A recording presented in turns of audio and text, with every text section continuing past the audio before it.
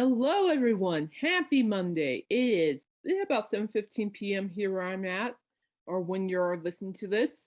And it's April 11th, 2022. How's everybody doing so far? I know it's still early in the week due to the fact that it's Monday and we're all recovering from the weekend. So, yeah. So, how's everybody doing? Everybody doing good? Anybody having fun lately?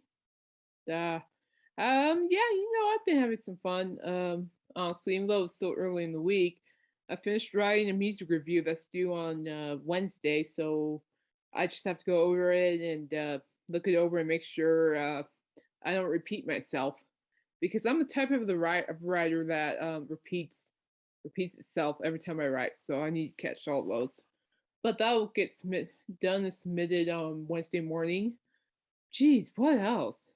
Hey, here's something cool for you guys. I didn't realize this. So, obviously, if you're listening to the show, you're a music dork like I am. Did you know that today is National 8-Track Tape Day? Yeah, the 8-track, way back in the heyday. And what I liked about the 8-track personally was the fact that it was almost kind of like the starting point of music technology that was becoming portable. And I will say this, however, I do not own 8-track cassette player, but I do have an 8-track tape. You have any ideas what it is? And by what artist? Not band, so it's not Monkeys, but which artist? I could tell you that this artist is a rock and roll artist. Um, and he shook them up with his blue suede shoes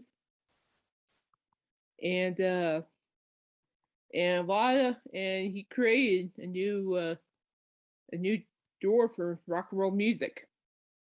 People loved him and he still has fans to this day. Well, judging by those words, blue suede shoes, I'm sincerely hoping that you'll know I'm talking about Mr. Elvis. Yeah, I do. I only own two things of Elvis. One is a really cool history book about him, and two is this real cool 8-track tape. This is not original pressing, by the way. I looked it up. But yeah, so the 8-track I have of Elvis is Elvis in Hall Wallace, Blue Hawaii, an original soundtrack recording. Stereo A Victor Records. It has Blue Hawaii, Ku, Kiapu, Hawaiian Sweetheart, Hawaiian Wind Song, Aloha, Oh, No More, Slice and Sand, Moonlight Swim, Almost Always True, Can't Help But Falling in Love with You, Ounce of Love, Rockahula Baby, Ito Eats, Hawaiian Sunset, Beach Boy Blues. Now, what's really funny is that this is actually a real cool thing. I found this at a antique store in downtown Greeley. Yeah, we have an antique store down here, and this antique store is pretty cool. Honestly, it has some really good stuff, and occasionally, when I go there, occasionally, I will look through their old school vinyls. See, I found some original Victor record pressings, which are pretty cool. So a lot of jazz. I don't know. I have to go to my records to tell you guys, but with my elbows, that's not gonna happen. But I will say this: for $3, I got this Elvis Blue Hawaii 8-track. It's not wrapped. It's the 8-track is white. There's the label on it. The label is green with Elvis's picture and the name of the movie, and the sleeve that's in is red and it says RCA and white writing. But yeah, so it's thought I'd share that with you guys. I honestly have been looking at 8-track players, and we have a Goodwill down here, not too far from my house, and they have a couple of those 8-track players. So I might have to go back and see how decently priced and how much they look like, if their look is really good or not. But yeah, but anyway, that's what I have. So anyway, without further ado, I'm going to give you guys a little history lesson of the 8-track, and we'll go from there. So, according to this cool article, In 1965, 8 tracks were invented by William Powell Lear, who was famous for developing jet planes and created, and he's the founder of it. He created the first 8 track. Then from there, which is 1965, so a year after, yeah, 1965, 1966, Lear and Ford unite. After creating the 8 track, Lear sold Ford on the idea of installing an 8 track tape player in many of their cars. In 1967, the 8 track was already on the rise, having seen over 65,000 8 track players sold. So by 19, I mean, what a quick invention. Just develop, boom, bring the idea to Ford, boom. Guess it didn't fly on that one, but it became popular. 65,000 8 track players were sold in 1967. Then in 1982, 8 tracks phased out, past their prime. They were past their prime and eclipsed by new forms of listening technology. 8 track tape players ceased to be manufactured or retail. So the year before I was born, yes, I was born in 1983, unfortunately. But yeah, so in 1982 it was already phased out because obviously, technology was on the rise and so forth. And in 1988, this is cool. I did not know this. The last big hit that was ever on 8 track was Fleetwood Mac's Greatest Hits compilation, was the last big name release on the 8 track. I mean, Fleetwood Mac's Greatest Hit was the last big hit for the 8 track, period. I think that's an honor personally. I love what you call I love Fleetwood Mac. I have original pressing of uh oh shoot. I It's on the tip of my head. I have original pressing of the record. I can't remember it. Rumors. Ha! I knew it was in there. Rumors. I have original pressing of Rumors on vinyl. And I found that sucker on a discount price at a thrift store, believe it or not. So anyway, to end our small discussion about 8 track on this beautiful uh, National 8 track Day, let's go ahead and talk about what were the 9 best-selling 8 track tapes of 1969. Okay, this is cool. I didn't even think about this. Some of these bands I never heard. So, and check this out. Here's a little bit more about Ford with the 8 tracks in the cars. It says all in this article, Ford installed the first automobile 8 track players in its 1966 Mustang, Thunderbird, and Lincoln models. So the Mustang, Thunderbird, and Lincoln model cars were the first automobiles with the 8 track players. The choice of models is of note as the type of person that drove a Mustang, Thunderbird, or Lincoln were more adept to collecting new fragile cassette formats. A few years later, Billboard began to chart the sales of cartridges in 8 track set, and now the largely forgotten 4 track formats. Interesting. While there are no numerical sales figures on the unit shifted, one can get a good sense of what music was more popular on these portable plastic encased formats. So we poured over charts, paying particular notice to the final chart of 1969 from December 27th. The 4 best-selling albums overall are represented on this article, but there are some outliers that allow us to get a picture of the 8-track buying consumer. So okay, so that's cool. So there you go. So the first 8-track again was installed. The first cars, actually, I say that had installed in 8 tracks were Mustang, Thunderbird, and Lincoln models. The more you learn. All right, so on the list, number 1, Iron Butterfly, In-A-Gadda Da Vida. Now widely considered a one-hit wonder, the San Diego heavy band pioneers sold more records than any other artist in 1969 in America. The sophomore album was originally released in summer of '68 and eventually became the first release awarded platinum status. Surprisingly, he only peaked number 4 on the Billboard album charts. While the epic 17-minute title track took up all of side B on the vinyl. It was split over of the tape's four programs. It spent the maximum 31 weeks on the eight track charts in 1969. Oh, this is cool. Oh, cool. Blood, Sweat, and Tears. Title eight track. Blood, Sweat, and Tears. The Brazzy jazz rock band also spent all 31 weeks on the eight-track charts that year, going on to win the Grammy for Album of the Year in 1970. Hey, I like Blood, Sweat, and Tears. You can't go wrong with that group. No, sorry, Bob. Next is Crosby, Stills, and Nash. And that's the title track, Crosby, Stills, and Nash. And that's the album that's also the title track, I guess. Well, I know it's like the name of the A track, I shall say. The self-titled debut of this iconic folk trio, soon to be quartet, also hung on the 69 eight-track charts for all 31 weeks. The standard album closer, 49 Bye Byes, is sequenced third here after two big hits. Well, all right. Are there any Cash fans listening? Because Johnny Cash is number 4, people. Number 4. All right. So number 4 is the Man in Black, Johnny Cash. Johnny Cash at San Quentin. Woo-wee.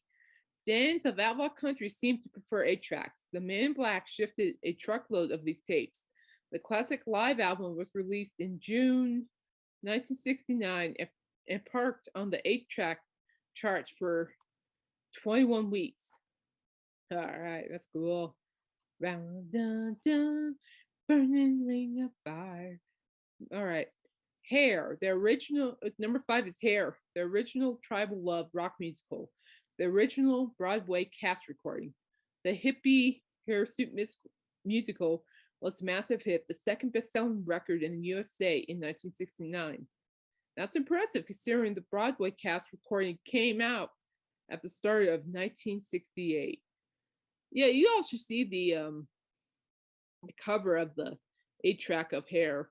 It's cool. It's kind of have like that Jamaican vibe. The vibe the artwork does because it has the green, yellow, and red. Pretty cool. Number 6, Creedence Clearwater Revival, Bayou Country. By the end of the 1960s, it seems as if Beatlemania has been replaced by a strong case of Forkity fever. CCR was all over the 8-track charts in 1969 as the group released 3 albums that year. 3 in 69. First of them, Bayou hung on the charts for months. This will be the 4th biggest album of the year in the US. Oh man. All right. Number 7, Donovan, Dolphins' Greatest Hits. The Scottish psych folk singer was a popular choice in the summer and fall of 69. Sunshine Superman sounds sweet. Coming out, Abe Lincoln. Okay, so according to this reporter that Dolphin's greatest hits sound bittersweet in a car. Well, I'll take his word for it. Not my forte, but I'll take the word for it. Oh, there we go. Blind Faith. 8-track, Blind Faith. I'm gonna tell you something. This is a great group. Enough said.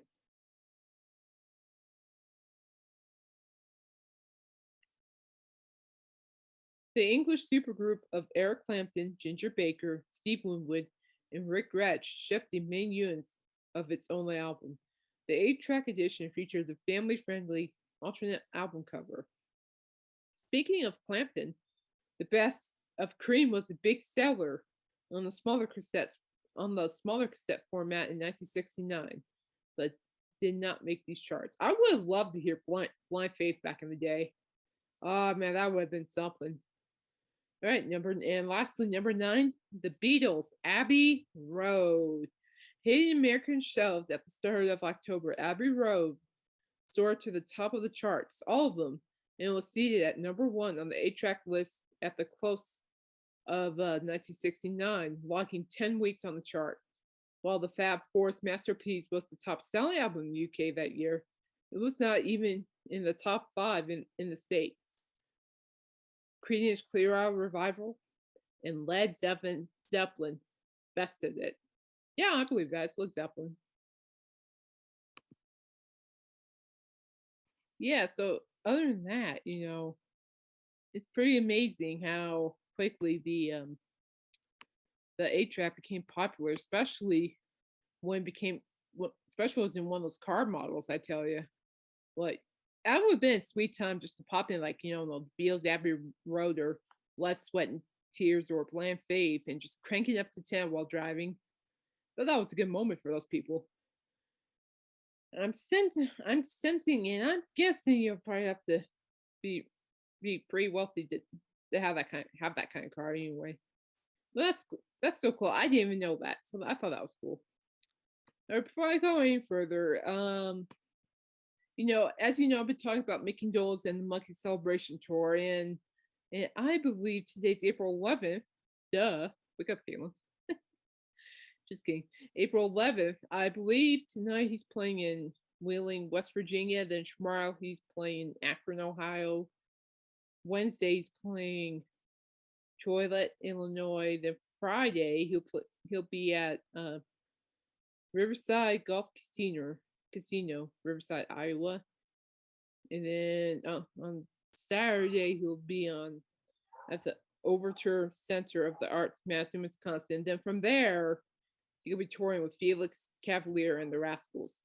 So I'll keep an eye on the Felix Cavaliers and the Rascals. But yeah, so he's still Dolan's still on the road till the 16th. Actually, after the 16th, yeah, till the 16th, and then he's gonna probably just recover, do his thing, and then jump back on the road with Felix Cavaliers, Rascals, and perform there for a couple of dates. And yeah, so it should be interesting. Yeah, I sincerely hope. We all know this because I keep emphasizing on this. I sincerely hope I can catch this tour.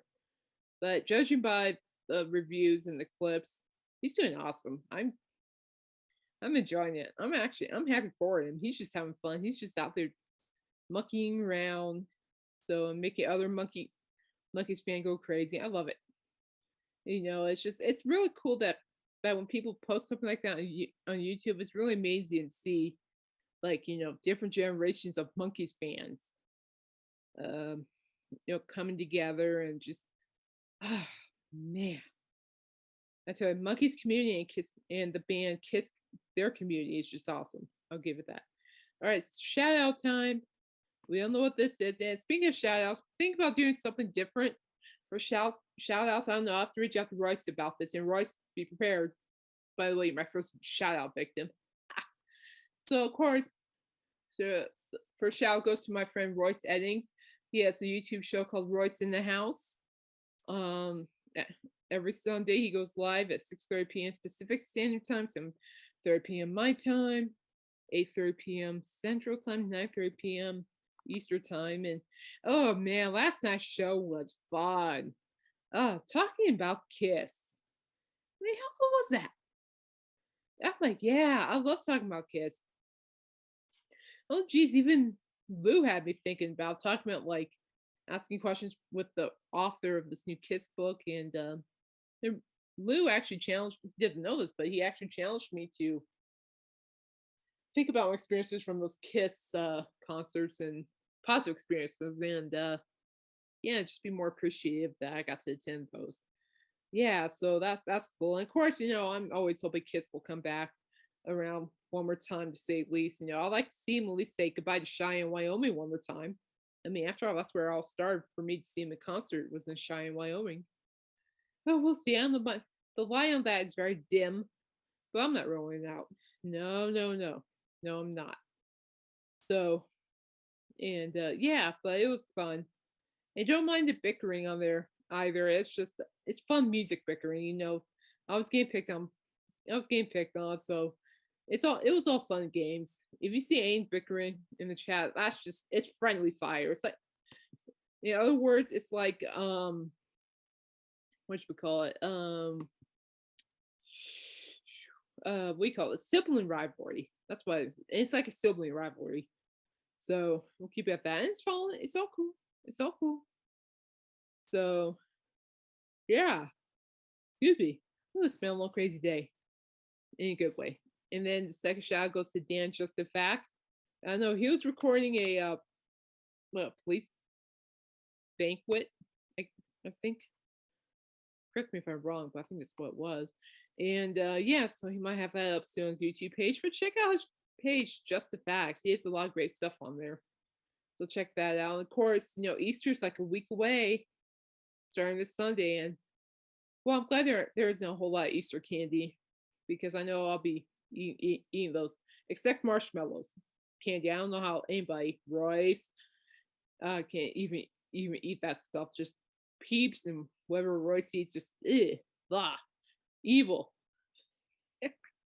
But yeah, give me the Cadbury eggs. Cadbury eggs over the marshmallow mumbo jumbo and the chocolate bunnies. Just give me the Cadbury eggs and the and the Reese's Pieces that are formed like an egg. Yeah, give me those two. We'll be good to go. All right. So yeah, but anyway, yeah. So if you're still looking for last minute Easter stuff, check out my sister-in-law's Luca and Lily Boutique on Facebook and TikTok, and she's got great stuff. So yeah, and I know she's happy. She's got blue crabs. Yeah, she got surprised with some fresh blue crabs. Well, not really surprised. Her mom's visiting, so I saw pictures of these beautiful blue crabs. Oh, I don't know. I'm getting hungry over here, but I think I'll get to see her and everybody in July when they come by and visit. All right, so now we're switch things off a little bit. All right, so also, I guess I forgot to mention if you guys did a moment of silence on YouTube for the late True Monkey Van and support of the David Jones Memorial. Memorial. I'm butchering it. Give me a second. I'm butchering it. Here we go. And if you guys last week did take a moment of silence for Susan Gee, who passed away, she was a True Monkeys fan and a supporter to David Jones Equine Memorial Foundation. Thank you for doing that. I never know, I didn't know who Suzanne was, or for that matter, but judging by the reaction, she impacted a lot of people's lives. So that's why I decided to honor her with a moment of silence. So if you guys did that last week, I thank you. All right, here we go. All right, so tonight, I might go a little different step with this evening's episode. I'm gonna kind of scale back to the Grammys, and there was a artist who really caught my attention, and I'm wondering where she came from, and where she started out, and then yada yada, etc. And a lot of the younger kids love her, and watching her performance of Driver's License was incredible. So I am talking about Grammy Award winning artist, and she's only 19 years old, people. 19, she's already won Grammys. I'm talking about the artist Olivia Rodrigo, where she came about, how she started. And what's really cool is that she came about and started through acting, but we'll get to that in a minute. So the awards that she won at a Grammy was New Artist, Pop Vocal Album for Sour, Pop Solo Performance, Album, Song, Record, and Music Video. And she's only 19 years old. That is huge. And I didn't really have any knowledge about her, but I really did admire her performance of Driver's License, which inspired me to go ahead and discuss about Rodrigo and I guess an impact in some ways. I know she's fairly brand new, but I think she's already making an impact in some ways. And so let's go and talk about a little bit about the history of Olivia Rodrigo. All right, so I'm gonna scroll down here. All right, here we go. So Rodrigo's first TV gigs were American Girl and Bizarre Aardvark.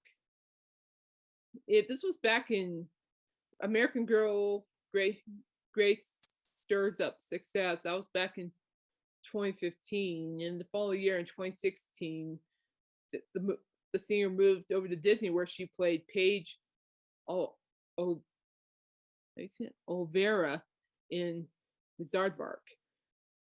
So am somewhat familiar with American Girl, but not Bizarre. So she was an actress.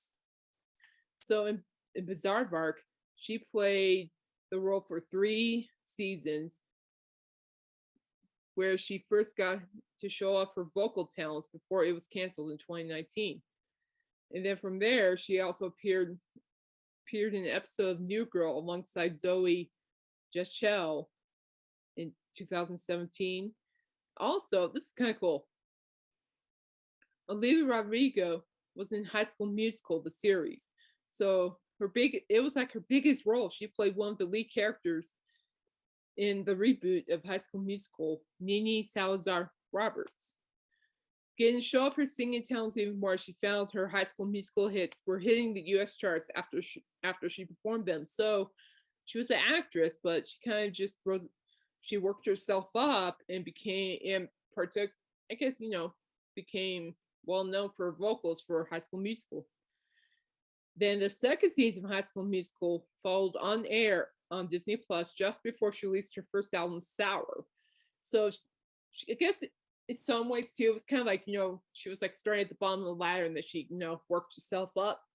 So people kind of knew her from American Girl and Bizarre, but when she got casted in the reboot of High School Musical television series, yeah, that sparked it. Yeah, I remember seeing. I know what they're talking about with High School Musical. I've seen like the original High School Musical movies, and no judging.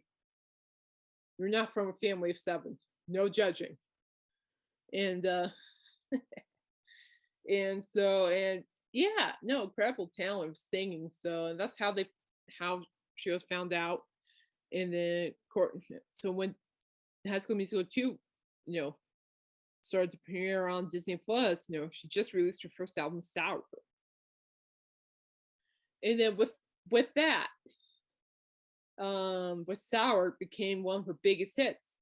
So in 2020, during that challenging time, Olivia signed her first record deal, and in January 2021, she released the song that she boldly states changed her life. And the song is called Driver's License. Within a week, it was #1 in the UK and US, and it was breaking huge Spotify records. It was received the most streams in a single day. It reached 10 million streams in the quickest amount of time ever in Spotify history. So that's really interesting. It's just I guess she grabbed a lot of attention while in High School Musical, and then she decided to expand her career, become a singer. And yeah, I agree. I think the one that did change your life is Driver's License. And let me tell you something. The first time I even heard of Driver's License was at the Grammys. I'm like catching up, life walking, all that fun jazz, and just listening to her perform. Just wow. I like her vocal style. It's deep, it's sincere, it's moving, and it's quite honestly, it's really good. She has a gift. She really does. And if you want to see what I'm talking about, just go on YouTube and look up Driver's License, Olivia Rodrigo, Grammy 2022 performance. Mm. And then, of course, from there, she also collaborated with Taylor's. Well, not really collaborated with Taylor Swift. Well, I'll just read it to you. And she's a huge fan of Taylor Swift. I mean, Olivia's a huge fan of Taylor Swift. So Olivia couldn't resist showing off some of her Taylor Swift song covers, which led to Taylor herself complimenting her talent. So Olivia, was inspired by Taylor Swift to become a singer, and she wanted to thank Swift by performing some of Swift's songs, and I think it's great. The Shake It Off singer even congratulated Olivia when she got her first #1. According to Rolling Stone, Olivia's Deja Vu is inspired by Swifties' Cruel Summer. And then a little later on in 2021, just months after Rodrigo's driver license success, Olivia received her debut album released her debut album Sour. It included her top hits, including Good For You, and of course, went to number one across the globe. And and just with the success of the Sour, fans are ready for the second album. And honestly, I like to see Rodrigo step up and make a second album. She can do it. She's got the voice. She's got the talent. And then, of course, this year she confirmed that her first tour, which will be across America, the UK, Ireland, and Europe. And the tickets sold out pretty much instantly, with Olivia having to promise fans who missed out that there will be lots more opportunities to see her live. So there you go. I'm like, I like it. She started out acting and really just worked herself up from acting to singing on a show to creating an album to winning these Grammy Awards. And I have this right here in front of my face. Best top Olivia Rodrigo songs of all time. Okay, number one is Good For You. Number two is Traitor. Number three is Driver's License. Number four is Deja Vu. Number five is Happier. Number six is Favorite Crime. Number seven is Jealousy, Jealousy. Number eight is Brutal. Number nine is Enough For You. Number 10 is One Step Forward, Three Steps Back. Yeah. So I tell you what, it's really interesting to see how Rodrigo inspired others, not just through her music, but through her acting. And I really think people really jumped on board with Rodrigo when they started recognizing her on the television screens. And yeah, it's really amazing. It's almost like the Monkees, if you really think about it. I mean, the Monkees weren't even a real band; they were a pretend band. They were just a bunch of actors who were just iconic actors and entertainers, and they were just acting, and then they started performing, and next thing you knew, people started loving them, and well, the rest. And I think that's what it feels like with Olivia Rodrigo. It's just like people. She started to act. People started noticing her and how talented she was. Then Rodrigo started working up the ladder with High School Musical television series, and people started to really pay attention to that. And then Rodrigo started producing, making records, writing songs, and yeah, and then she got more popular from there. Quite honestly, I think this is actually just the start for young artists.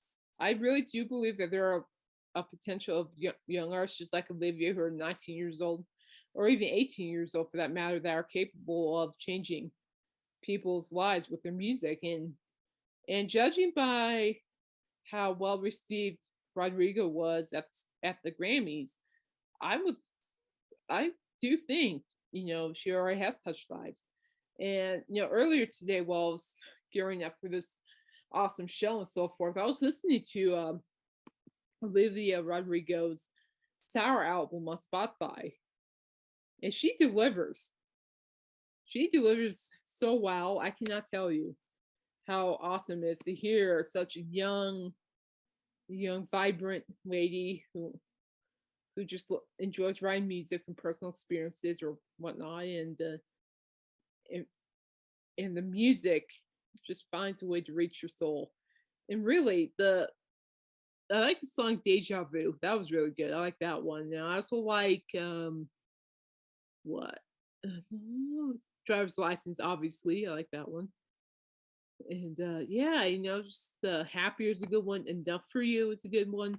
So yeah, if you haven't checked out Olivia Rodrigo on Spotify, go ahead and check out her album Sour. I think it's great, and if you end up listening to it, let me know what you think. I'm curious to hear your responses. And again, go on YouTube, watch your Grammy performance of Driver's License. That's just I can't explain like Rodrigo's voice. I'm like, it's so kind and sincere and honest. It's like she's I don't know, her voice is very elegant, relaxed, and she just the way she sings, you can really feel the emotion, the motion empowerment, I shall say, of what she's singing about. So yeah, definitely check it out. And yeah, yeah, it's just again, it's really amazing. There are wonderful artists out there like Silk Sonic. So it's a group that I will touch base on maybe Friday. I think I'm gonna do Silk Sonic. I like Silk Sonic. I didn't even know who Silk Sonic was. So I went to the Grammys and the word and the name Bruno Mars popped up. Like, yeah, I know him. Uptown Funk You Up. Uptown Funk You What? Say what? Yeah. Well, he's the lead singer of Silk Sonic. So that's what we're gonna do for right now. I'm gonna talk about Silk Sonic. But in the meantime, listen to Olivia Rodrigo.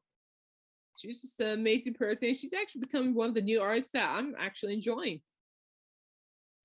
So yeah, check it out. Olivia Rodrigo and the album Sour on Spotify. So yeah, but before I close things out, I just want to tell you all thank you so much for taking time, a part of your evening to listen to me. I really appreciate it, and I enjoy this. I'll go for longer sessions, with episodes when I figure it out more. So, but right now, I think doing this twice a week right now works for me. But yeah, so stick around. Get ready for Silk Sonic when Friday night. This one's I'm excited about. I'm a huge fan of like the funky music. It's great stuff. I'm gonna do research on it and I'm gonna deliver to you guys on Friday. Until then, stay safe, have a great week, and most importantly, be kind to one another. Life is short. And during these tough times, we all need to be kind of one another because we all are fighting battles.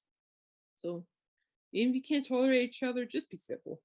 It will not kill you. All right, take care. Bye.